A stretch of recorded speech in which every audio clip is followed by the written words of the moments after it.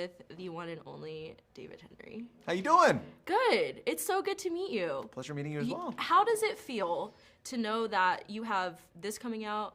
They're bringing back Wizards. You're a part of like generations of children. Yeah. Oh childhood. yeah. 100%. How does that feel? Makes me feel old. Really? But at the same time, great. Yeah. Because I get to do things that people love and make them smile. So what else am I doing in life? It's great. I love it. You said something like really awesome on Instagram when you were talking about Monster Summer. And you said that you wanted to create a film that was just like a worry-free family spooky movie. Yes, because yes. we don't really have those now. It's like Spooky Now is very spooky. Yes. I have to tell you, though, that there were 3 scenes for sure that I was watching through my fingers because I wasn't too sure the first time. I watched this movie 3 times. Oh, the first time you're so I was sweet. like, what is going on?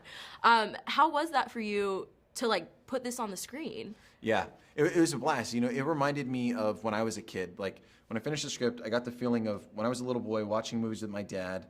I would get my popcorn, my Bunch of Crunch, my soda, and I would go to the movie theaters with him, and it was always a wonderful experience. And there was a lot of movies that were scary but not scarring. Yeah. And I wanted to recreate that, something that could be scary but not scarring. And you know, the whole spooky genre for kids, R.L. Stine made a living on this. You know, a lot of it, it's for a purpose though. It's not, you don't want to do empty scares. It's like the whole point of the scary genre is to show you that you should face your fears and you can overcome them. And so to me, I was trying to capture a lot of that. I was very intentional all along the way that, yes, this is a spooky, fun family movie, but it's for a point. There's lessons to be learned, and both parents and children have things to be learned in this story. No, the movie, the second time I watched it was when I really caught on to the undertones. Stranger danger. Yes. All of the things that I don't want to ruin. But the first time it was just super fun, but how did you know when to pull back? Because I feel like there was a few moments where I'm like, this could go really dark. Yes. I'm a scaredy cat. Okay. Big time. And if it scared me too much, then I wouldn't have done it. So Okay. it was scare, not scar. Like, I definitely want some fun jump scares. You know, there's when we've done test screenings for this, there's some great jump scares, but immediately followed by laughter. Okay. They're like, I can't believe I just jumped at that kind of a thing. So yeah, I didn't want to do anything that I think would get in people's heads, and I wanted the ending to be so memorable that it would, and victorious ultimately, that it would be overshadow anything that we just went through. So it was all, I think, purposeful, but I didn't want to go too far ever. So Mel Gibson is, I didn't expect him to play a role that made me love him by the end of it. I really thought I pinned him from the very beginning. Yeah. When you read the script and you were really planning on casting this, what was the thought to have him play this role? It seemed like kind of like his character Riggs a little bit from Lethal Weapon. He just seemed like the role to me. I had seen some interviews with him too prior to the film where he had like this beard kind of thing and he looked a little scraggly, and I was like, that's exactly what we're looking for in this character. He just jumped off the page that this is Mel. And his character has this wonderful kind of pessimistic vibe at the beginning, but he's contrasted by the boy who's an optimist.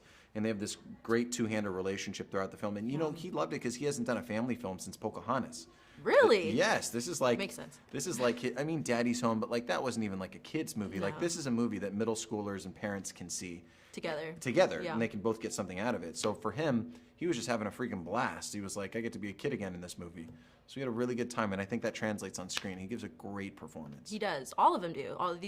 The group of kids you have, Yeah. amazing. And each one of them had amazing things to say about you. Aw. Being someone that they've grew up watching on top of, you having dad energy. Yeah. What was something you took away from them? Because they said wonderful things about you and Aw. actually talked about moments with you on set that they Aw. go back to.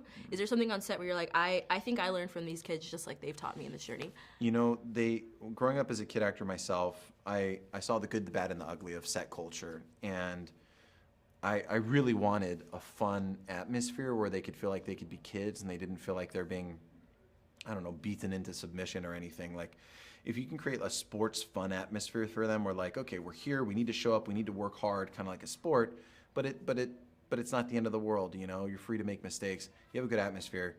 And we had that atmosphere on set. It was wonderful, and they were so joyous and laughy, and it reminded me to be a kid again too, because you can take these things so seriously because it's really hard. Yeah. But if you're not having fun and enjoying it and counting your blessings, then what are we doing? So they reminded me of that when I was working with them. All of them have just such wonderful smiles and personalities, and they all touched me in a really positive way. And they don't know what a sidekick or a razor or flip phone is. So You know what a razor or a sidekick is? Come on, I got to go in that room and. they did know, and I was like, I think I can go jump off a bridge now. This is great. Something I want to talk about was the stunts. Yes. You had these kids doing their stunts. Oh yeah. You know what? These kids are kind of badass. Like Noah They are. Cottrell's like a boxer. Julian's like a gymnast, singer, weightlifter. Like the kids like got a crazy amount of combinations. They all wanted to do their stuff. So like Noah Cottrell had to do some stuff in the water that was gnarly, and we had this whole water tank and rigs and stunt people. And he did it, man. He did it. He got in there. He's like, yeah, and he had a freaking blast. What about that last sequence where Ooh. where you have the new Goonies together? Oh yeah, Fighting evil. That was tough. You know, they that was a scene that really helped make the film when we were shooting because it was hard. You know, you got all these elements. You're dealing with fire. You're dealing with special effects. You're dealing with practical effects, makeup. It's hot in there. It's a confined space. You have limited time. The kids can only work so many hours. Yeah. So we're counting like 10, 9, 8, 7 before they pull the kids off set because they can't shoot any longer. We're trying to jam so much in. So that ending was one of those scenes, a set of scenes that really defined the tone of the film, and everyone's respect was earned because we got it done and we got it done right. And it was a blast. It was controlled chaos.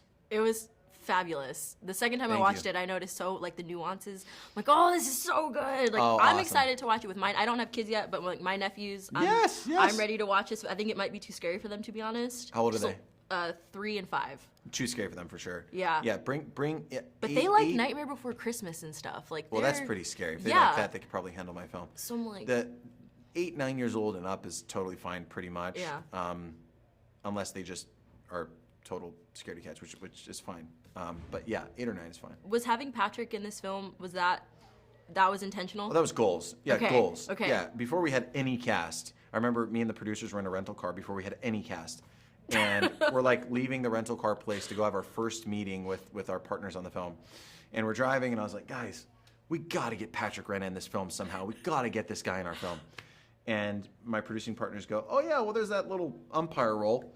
And I was like, yeah, that's perfect. That's perfect. Let's get him for that.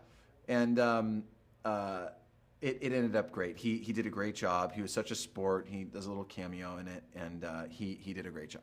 I will say, like, seeing him made me comfortable, and that's what you did so great. Is like it starts off, and I'm like, this is gonna be like when we were kids watching the like a movie that's scary but not too scary. And then I saw him, and I'm like, oh, I feel so safe Yes. and comfortable. Yes. And then as it went on, I was just like, oh God. This Yeah. is, you can't expect anything. What's Yes. something you want us to take away as an audience, like going into this film and then Yes, watching it? you will never see the monster coming. When you're going to be guessing and trying to figure out where or who or what and how, and you will never see it coming. Yes. Well, That's what I'm thank you looking so forward much to. for talking Thank to you me very much. today.